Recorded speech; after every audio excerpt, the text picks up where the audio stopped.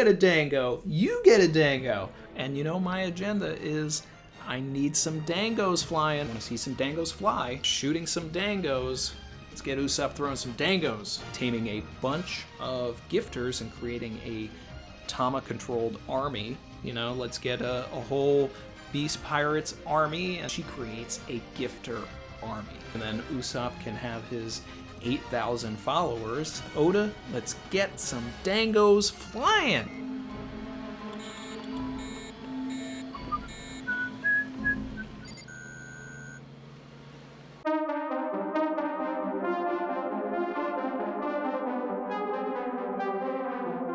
Oda watches the channel, confirmed, let's go. What's up, y'all? You know what time it is. You know what time it is. It's about to be that time. About to be that time. That time.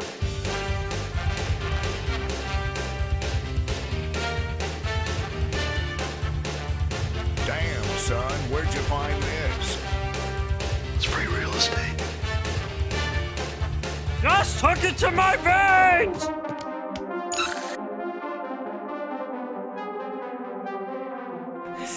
And we're back. One Piece, 1004. First of all, I want to say thank you, Oda, for dedicating this chapter to me. Savage. It's all in good fun, you know? Some people in the comments may say, oh, stop gloating. Look, it's not about gloating. I'm excited. What I wanted to happen happened. Some dangos flew. Dangos were sent flying.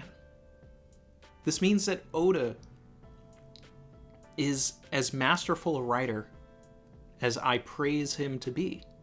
Because the only thing that I'm doing is seeing the seeds that he has planted. I'm looking for that. I'm noticing the little minutiae, the small little details, and I'm saying this is going to come back. And then speculating, well, if it's going to come back, how is it going to come back? Well, it's got to be this. Now, pinning her with Usopp, with Nami, why would Oda do that? Kibi Dango Star! Yeah. I'm about to end this man's whole career. You know, he's a tease, so don't expect to get a hybrid Kaido next week, guys. Another one. Because he showed us this even as early as just, like 10 chapters ago with Nekomamushi and Inuarashi. This is how Oda does things. We may not even see hybrid form next week. Sorry, guys. I had, keyword had, an enemy ship bring me here leads me to believe that she fed Dangos to some beast pirates and they let her stow aboard with another one. You know, a ton of people were saying, is she with the Marines? Is she with, this person? There was the whole Ivankov thing with the revolutionaries. I still believe that the revolutionary army should play a role in this fight, yes. But man, this chapter was an 11 out of 10 chapter. It was written for me. I loved it. Let's really get into the implications of this chapter. This is amazing.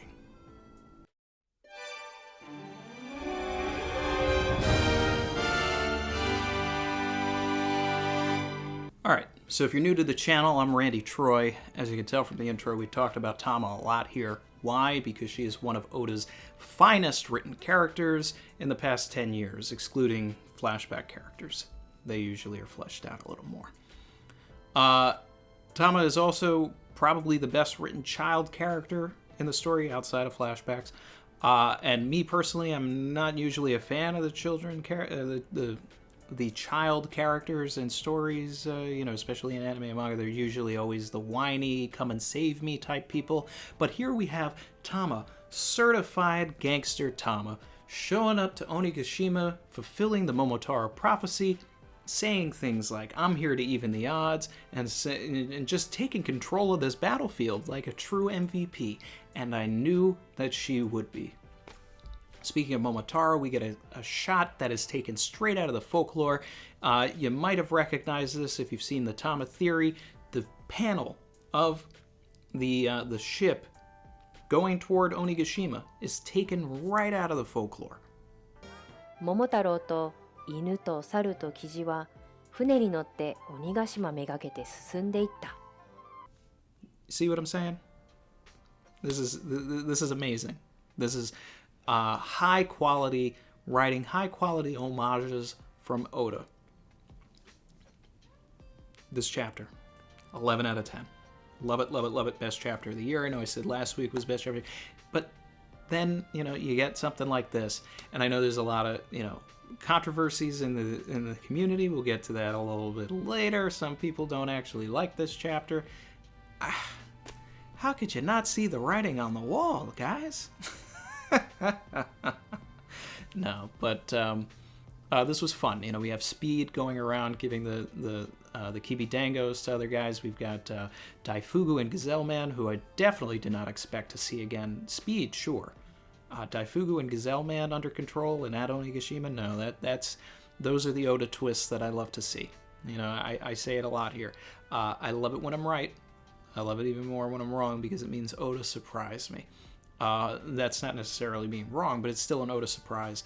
It's great. So we finally got Usopp sniping some Dangos. Yeah, and that is step one towards TTK. If Tama is the avatar of Momotaro, then Momotaro was the one to strike down the Oni King, and the Oni King in this scenario would be Kaido.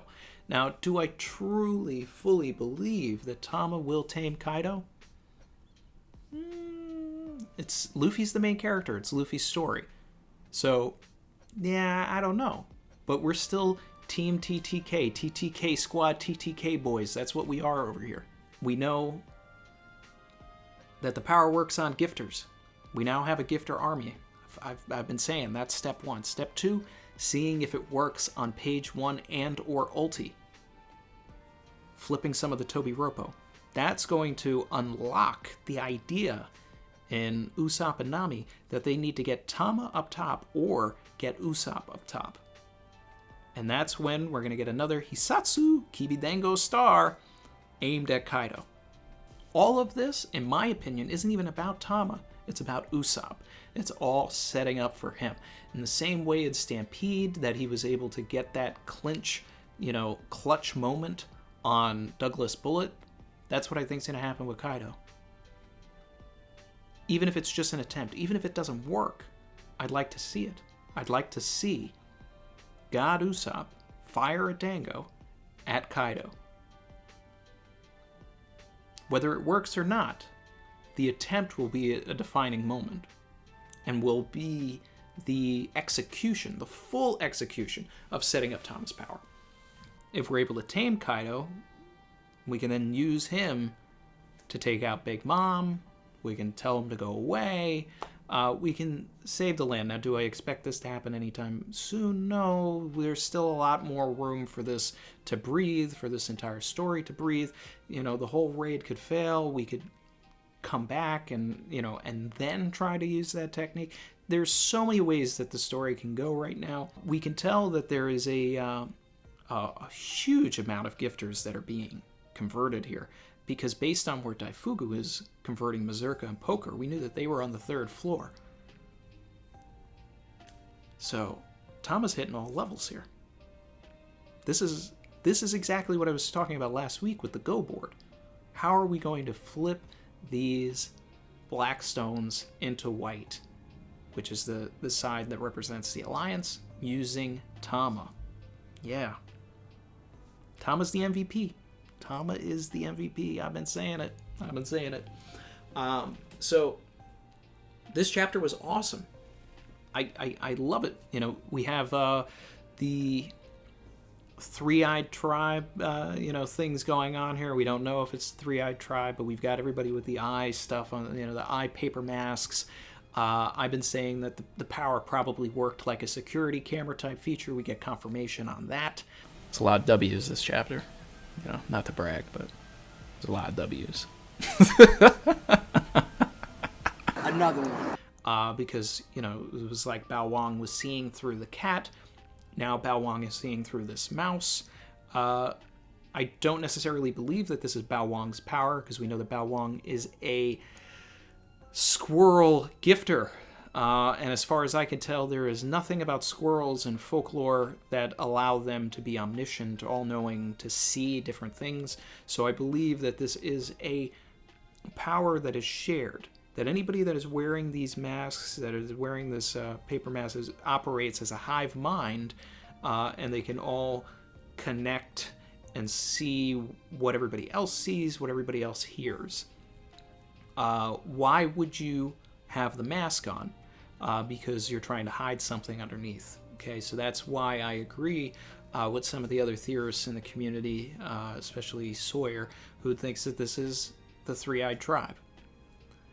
That potentially, it's still on the table. Who's Who could be as well, because we've seen Who's Who with these characters.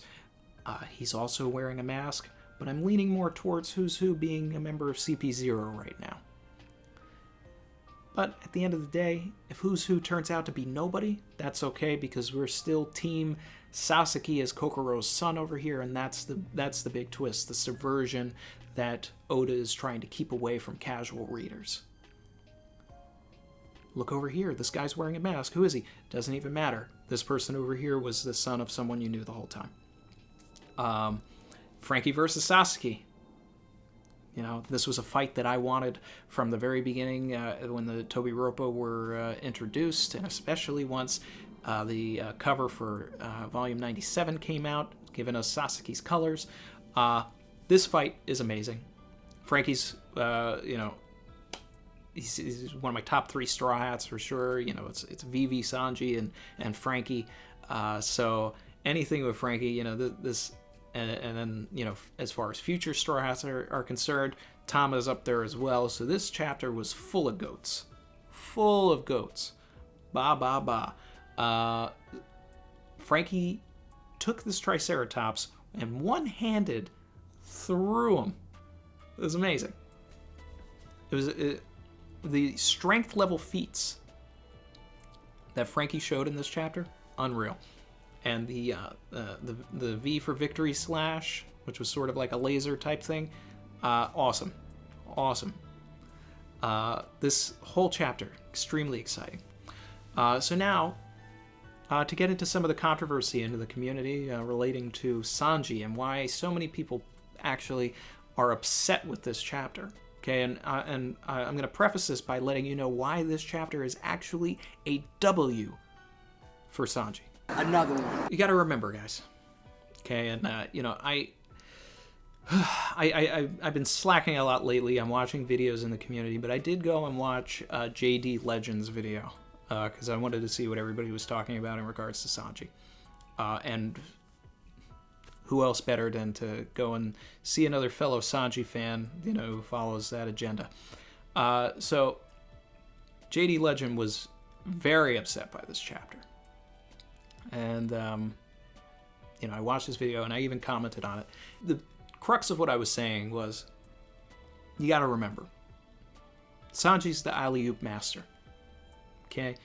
He is not a front lines guy, and he never has been. Okay? You go ahead, you look at Alabasta with Mr. Prince. You look at Skypiea with the Arc Maxim. You look at Eni's Lobby. Okay? Yeah, we're getting Khalifa 2.0. None of us wanted it, but we're getting it. But there's also a benefit to this, okay? Because when we had Khalifa 1.0, right? What happened after Nami found him on the ground? Then we got the fight with Jabra, Diable Jambe, his speech to Usopp about you do what, you can do and I'll do what I can do. And then Sanji actually being low-key the MVP of the entire arc because he's the only reason they got away from the Buster Call. These are the things that Sanji does. Okay, so yeah, he's strung up by Black Maria right now.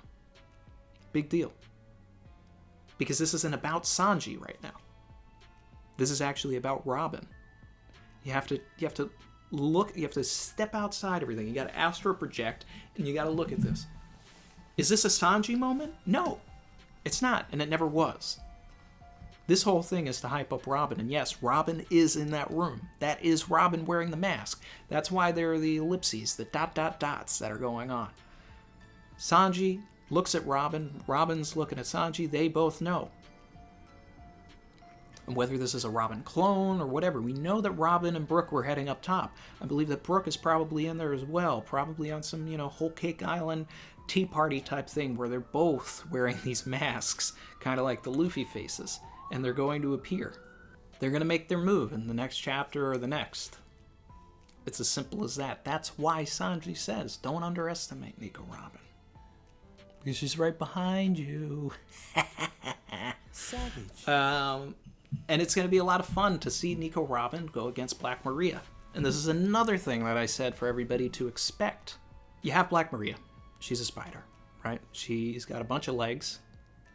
Robin can create legs. It's the perfect battle. It always was. It's exciting to see. And if Brooke tag teams it with her, then it's a callback to Thriller Bark when they fought Talaran.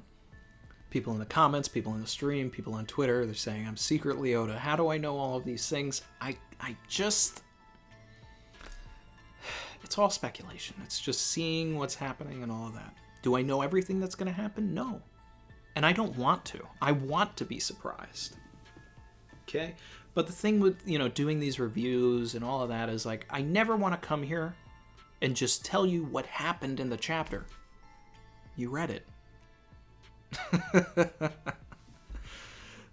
I have to bring something new to this. I have to bring something different to not only make it interesting for you, but to make it interesting for me.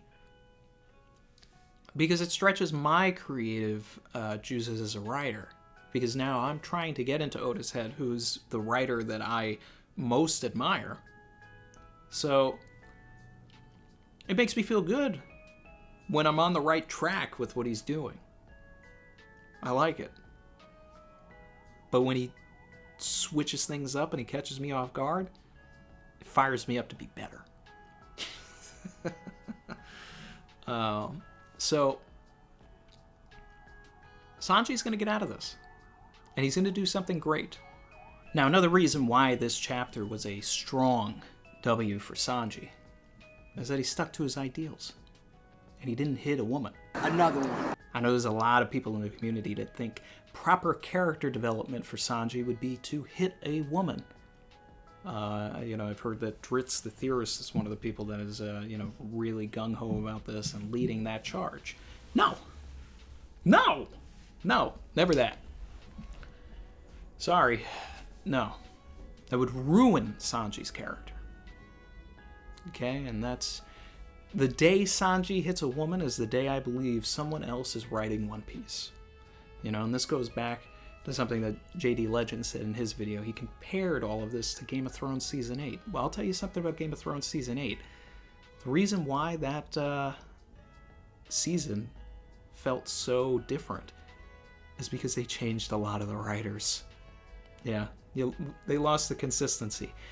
And the actual producers that, and showrunners that should have been handling that consistency had their eyes on the check that Disney had sent them to create a new Star Wars trilogy. And you know what happened when Game of Thrones Season 8 came out? Disney voided that check. Granted, I think even a Season 8 version of a Star Wars movie would have been better than any of the Star Wars movies we got in the past couple of years. Savage. This is savage. Rogue One was good. See, the thing is Sanji's the alley-oop master. All right, and this is all one big alley-oop for Robin. That's all this is. This is Robin's thing. This is all so Robin can catch a W. Sanji will then be freed to go get his own W.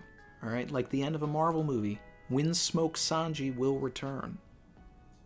I guarantee it. Okay, everybody says, oh, Oda hates Sanji. He doesn't hate him. He dedicated an entire arc to him. He doesn't hate the dude. It's just people don't understand Sanji's character as much as they think they do. They think that, oh, he's got to come in and, beat some ass in order to actually, prove his worth. No, Sanji is and always has been the sneaky guy, okay? And this part about him, not hitting women has been a core component of him since we met him. You want Luffy to just stop eating meat? No. Should Zoro suddenly learn how to, like, follow directions? Granted, that's a little different. I mean, that probably would be character development. But these quirks and these things that are inherent to people, like, that's... You can't change the fundamentals and expect the characters to still be the same. So... No. This is not Game of Thrones Season 8. That's not what this is. Alright, yeah, I know that Sanji hasn't done as much post-time skip as he did pre-time skip. He sure had a whole bunch more W's back then, but you know what? In the pre-time skip era, things were a lot more focused on the Straw Hats than they've been in the post-time skip. I'd argue that the main characters have been the Scabbards for arcs, just leading up to this. But now we're getting to that point where Oda's starting to focus on the Straw Hats once again. Now, we saw Tama get beaten up. Almost died. You know? But what happened? Speed still stayed in her control. So her power is actually more effective than Sugar's, who, when knocked out, all the toys returned to the people. How strong is Tama? And then finally, we got to talk about the last page, right? Yeah. No, it's not Enel, everybody. It's not. All right. Stop looking at that thing like it's an earlobe, okay? It's not. There's two choices here. We talked about this in the stream. Okay, it's either Hiyori or it's Toki.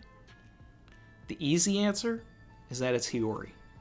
All right, she shows up. She's got Ami no Habakiri with her. If the Sandai Katetsu breaks, then Zoro can go full Odin and have the Wado Ichimonji plus Ami no Habakiri and Enma to fight against Kaido. Yeah, that's cool.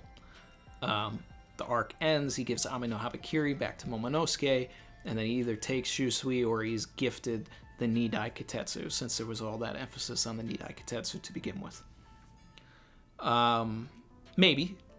Now, the more complicated answer, the more fun answer, would be that this is Toki, who we never saw die. So that means, in One Piece terms, they're alive. So Toki shows up and potentially is pretending to be Hiyori. There's a possibility for that. There was a strong emphasis in the Odin flashback on the scar that she received from the arrow, right? It's had its own panel. Now, as a storyteller, you wouldn't fixate on that scar as much unless you wanted it to reveal a character later. All right, I've been saying this for a while now. I don't think that Hiyori has been Toki the whole time. I know that there were some people that thought that and all that, and at some point I was like, well, we'll only know that if we, eventually see the scar. But here, now is the opportunity for that to have been Hiyori the whole time, but now this is Toki pretending to be Hiyori until we see the scar, and then we as readers know that it's Toki. One of the Scabbards can notice the scar and then realize that it's Lady Toki as well. Why would Toki be here? To facilitate the prophecy. Okay? If she shows up, then yes, this is the night. This is the night. This is the moonlit night 20 years ago, 20 years later, that where Kaido is meant to fall. And if that's the case, then yes, we win here. We're gonna stumble a little bit, but we're gonna win here if it's Toki. Or, and this is like super tinfoil, guys. This is super tinfoil. And I think I've mentioned this before when people were talking about if Yamato had eaten Toki's fruit.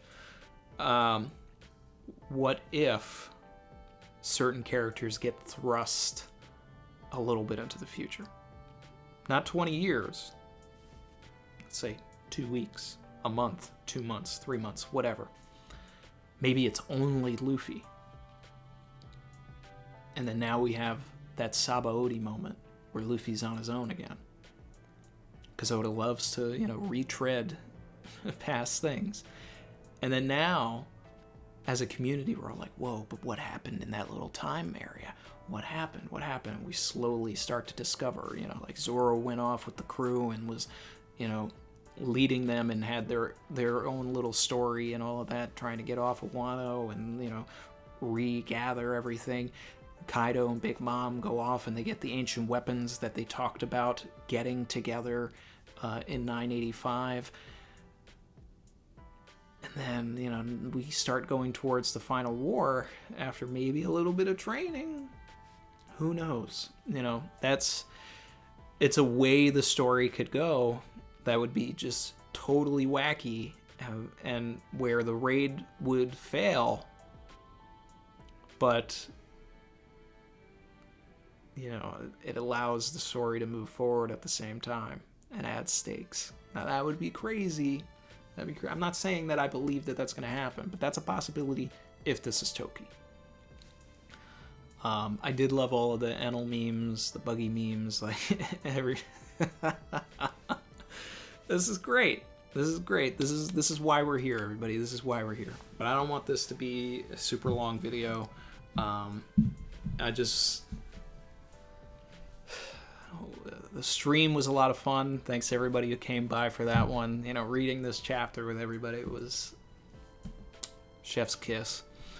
I think I'm going to do a stream next week. I'm going to do like a later stream to accommodate some, you know, some of the other subscribers that, you know, when I do the chapter streams, it may be like way late for you or maybe too early or something like that, because I know there's a lot of international watchers that, you know, are in different time zones and whatnot. But all in all, I appreciate everybody that watches, everybody that supports. Thank you so much. And we're getting real close to 10K, guys. So if you haven't hit subscribe, be sure to do that. You know, we're less than 200 away. And at that point, I still plan on doing some sort of a giveaway to give back to the community. So let's get those, let's pump those numbers up. Yeah, we're talking rookie numbers here. All right, guys. Whoo! Chapter of the year. Later, everybody.